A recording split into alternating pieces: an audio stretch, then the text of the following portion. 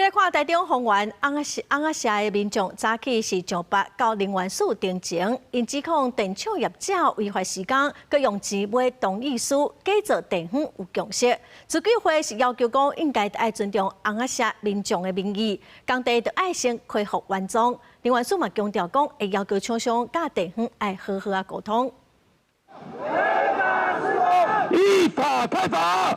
北豐原尪仔社居民佇能源署門口掛口號抗議假造地方同意的假象，要求中央出面處理。居民講，去年12月，能源署已經發函要求停工，強調愛先得到在地共識，才會使甲資料送去予政府審查。不過廠商煞無停工，佫佇4月13說明會後，佇附近5個里收同意書，甚至有民眾講，若簽名就會使領到6000塊，這其實用錢影響民意。離我們民宅很近啊，離民宅很近，離社區也很近，甚至離學校也很近。這如果發生了危安事故的話，誰要負責？主計會今麥嘛發起聯署，表示收到尪仔社70社左右的民意反對，要求就要以尪仔社的民意做主要判斷的標準。若準廠商無按照規定恢復工地原樣，主管機關就要按照法規處罰。環保團體講，今麥安全規範不夠，建議能源署參考德國的做法，加入聽證會寬屏，讓民眾會當做會參與。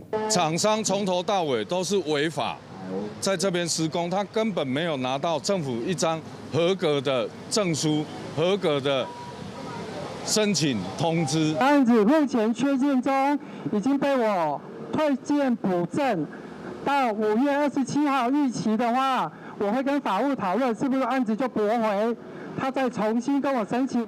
跳電廠就若像是大型的電力水庫，會當甲有剩的電欠起來，佇用電的高峰期，也是再生能源發電量無夠的時提供電力。若拍算起佇尪仔社跳電廠，規劃提供100兆瓦，屬於大型的設施。當地人是煩惱講，跳電廠離徛街受晏，恐驚要造成危險。能源署甲定情書接落來，講會按照法規辦理，嘛希望業者甲地方好好討論，了解地方的要求。記者郭正陽、林旭凱台北報道。